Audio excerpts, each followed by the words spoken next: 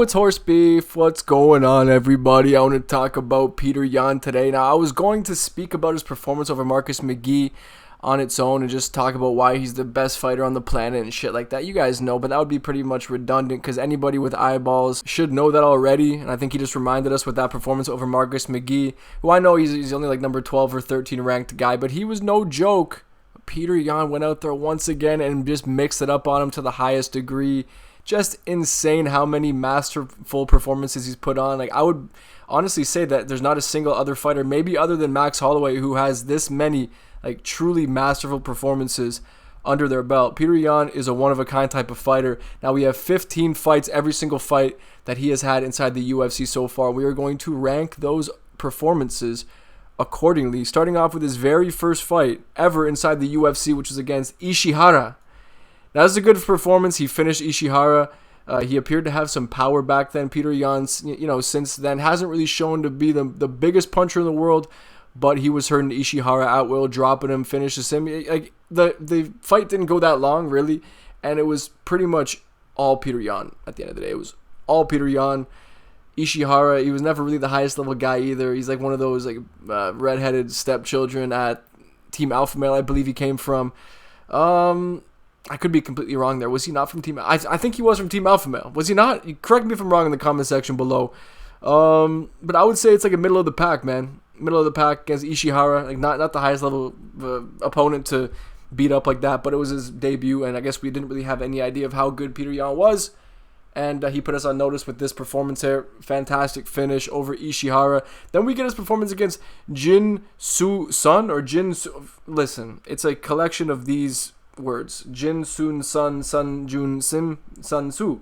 I don't know what direction. Sometimes with Korean names it gets a little bit confusing, but this was a banging performance. I think it was on short notice. I know it was fought at catch weight, I think at 137 pounds, so maybe it was short notice for one of these two dudes, but this was a banging performance because Ji Soon Sun, listen, we already went through this. I don't know how to say his name and I kind of forget, but he's very tough.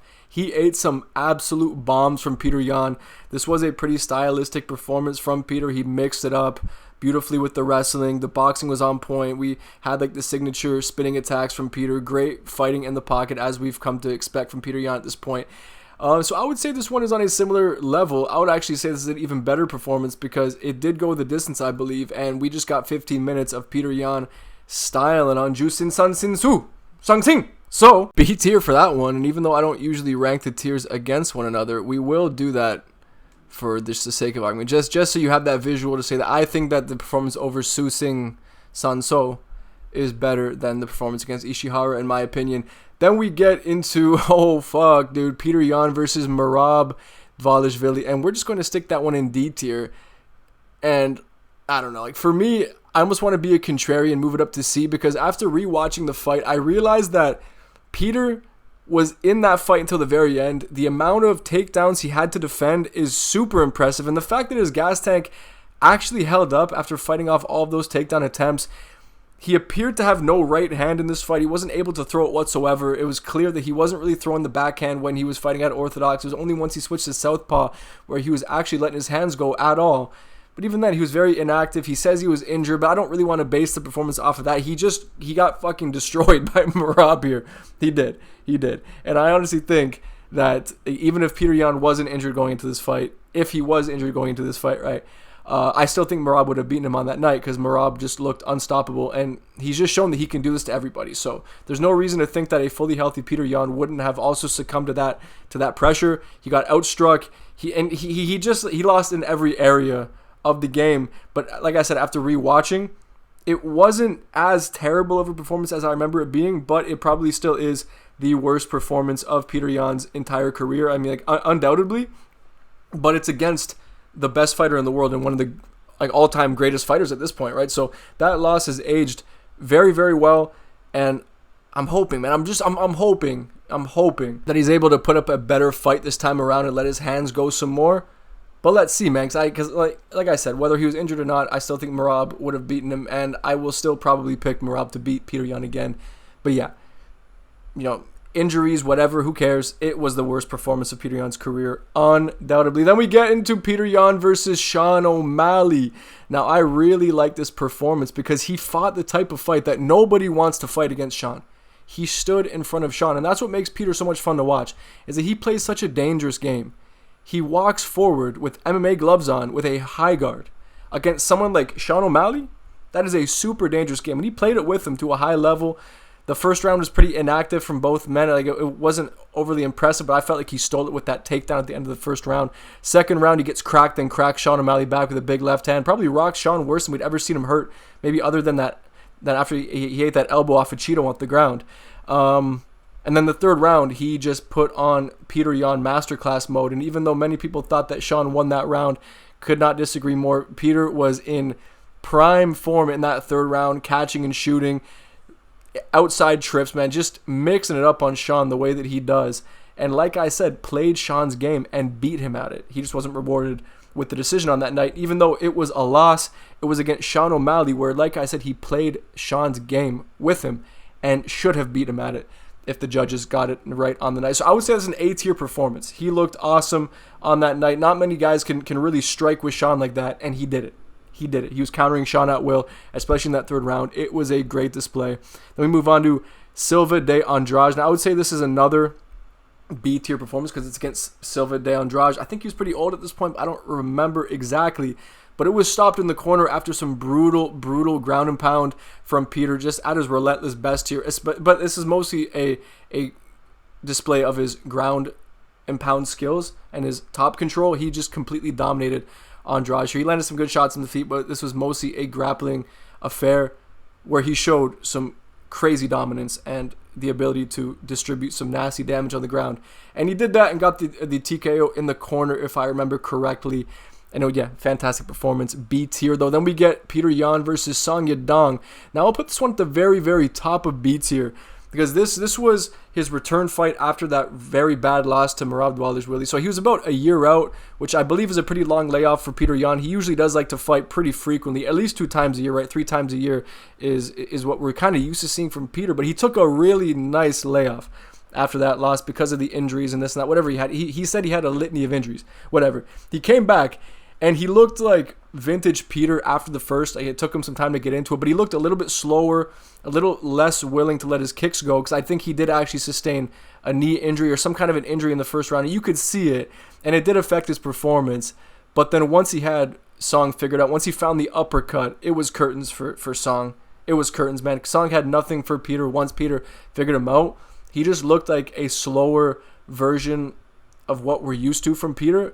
But having said that, he still beat the shit out of Song Yadong, cut him over both eyes, and won that decision very, very convincingly. Probably 28 or 29-28. Song probably won the first round. But it was a good performance from Petr. Fun-ass fight, as we're coming to expect from Petr. Of course, fun-ass fight, as it always is with Petr Yan.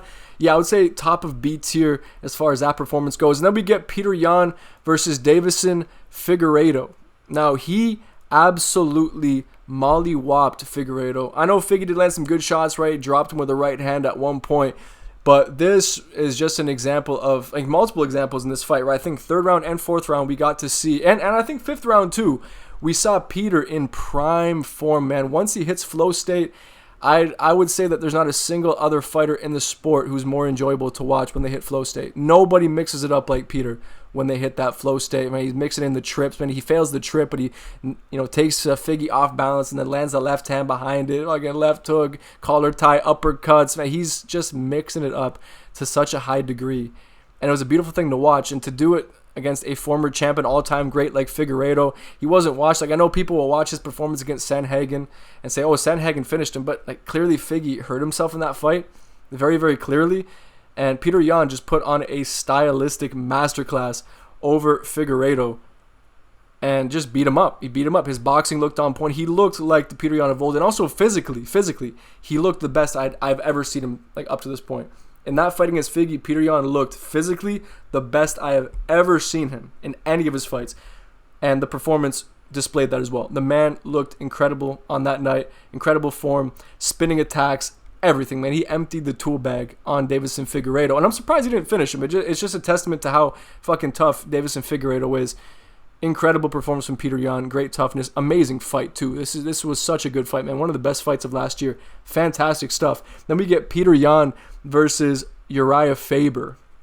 Now, I would say this is an A-tier performance. Part of me wants to move it down because Uriah did have some success, but like people underrate Uriah, man. This is actually a great win for Peter. I get that Uriah was pretty old at this point, but he didn't look that bad, right? I think he was coming off a win against like Ricky Simone. I believe it was when he KO'd Ricky Simone going into this fight, so he wasn't in the worst form of his career, but it was a fucking mismatch on paper. Like when you think about the part, stage of his career that Faber was in, and then putting him against the emerging contender, the young emerging contender, like that story has played out many, many times. We knew exactly how this one would go. But I think Uriah did better than expected. But man, Peter, dude, like when he smiles at him and hits him with the 1-2 switch 2, drops him. From that point on, this fight was just completely brutal to watch. The elbows in the clinch were dirty. Drops him with one of those, and then to KO him with a head kick off the clinch break is just some shit that you don't really see too often. But Petr Yan is just such a fucking maestro in the clinch. He is so good with that collar tie. There might not be a better pocket fighter in the UFC right now. And this fight is another example of that. He is such a fucking technician. It's just crazy. This performance was great. Fantastic. And Uriah Faber is a legend. Then we get Petr Yan against John Dodson. I would say this performance is pretty good, man. John Dodson is an underrated opponent to have a win over. I know it was him at bantamweight, and Petr Yan did look pretty big in there. And he did drop Peter as well. Right, nice left hand as Petr Yan was squared up. Maybe it was less him hurt and more him just kind of squared up and didn't really have a good base under him to absorb that shot and stay on his feet. But it did look to hurt him, though. I will say it did look to hurt him. Maybe the only time we've seen Petr Yan dropped in the UFC, but Dodson was very fast and honestly just an underrated fighter, like I say. But it was a good performance. It was mostly the boxing from Peter here. The boxing was on point. Dodson just had such a good chin. He was eating everything he had, but not the best performance I've ever seen from Petr Yan, right? Not the best whatsoever.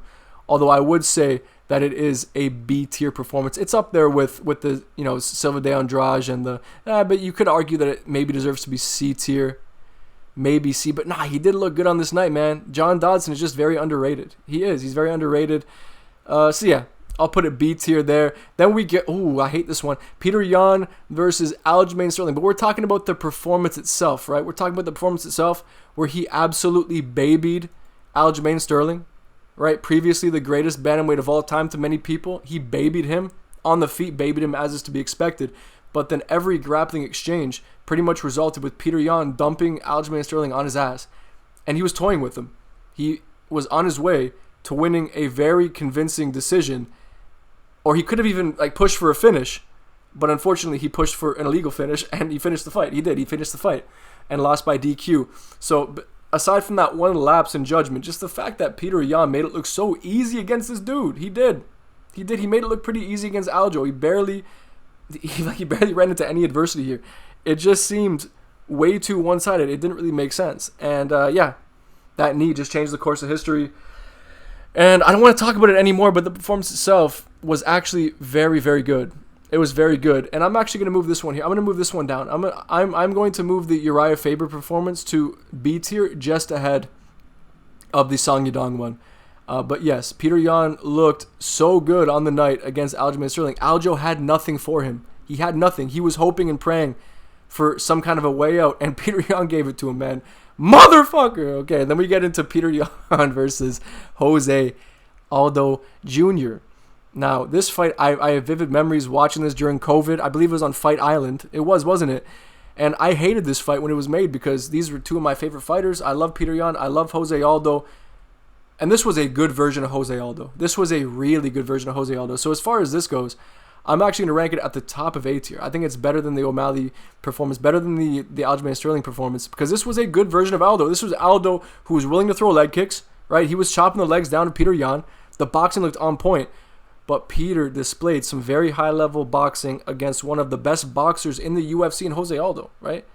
Petr Yan displayed superior boxing against Jose Aldo, who many would say is even like a top 3 boxer in UFC history, which is crazy to think about because of how Jose Aldo started as more of a kickboxer, but then he just developed such sharp boxing. It's just amazing. Man, Jose Aldo was such an underrated fighter.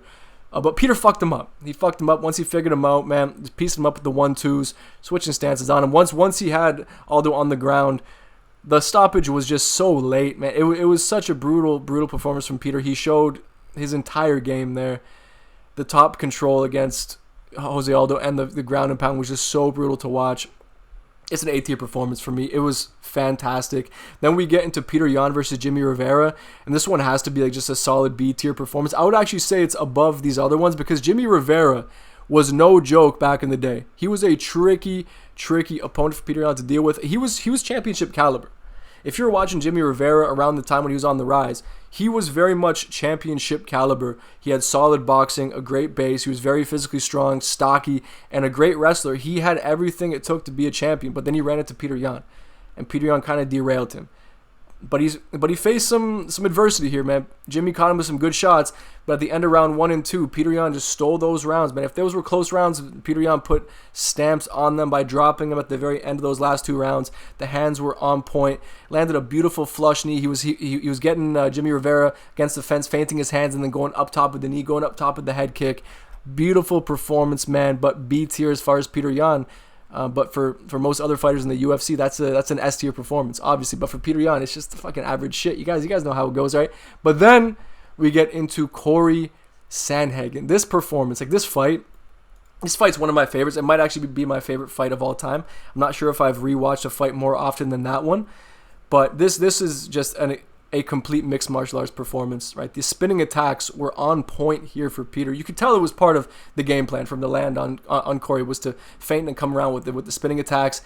The spinning back fist that dropped him was just insanity. The spinning wheel kick that he landed at the end of the fight, just to put his stamp on it and just show Cory Sandhagen his complete dominance over him. And as much as this was a great fight and like somewhat competitive, past the first round, it wasn't really that competitive. It was just Petr Yan styling on Cory Sandhagen and kind of using him as a practice dummy in a way. It felt like Petr Yan beating up a sparring partner at some point. He was just in the best form that we've ever seen him in, and potentially the best form we will ever see any fighter in on this night. Petr Yan looked incredible, just fucking ridiculous, man. Like, is anyone going to argue with me on that one? This fight's incredible. The performance is absolute insanity.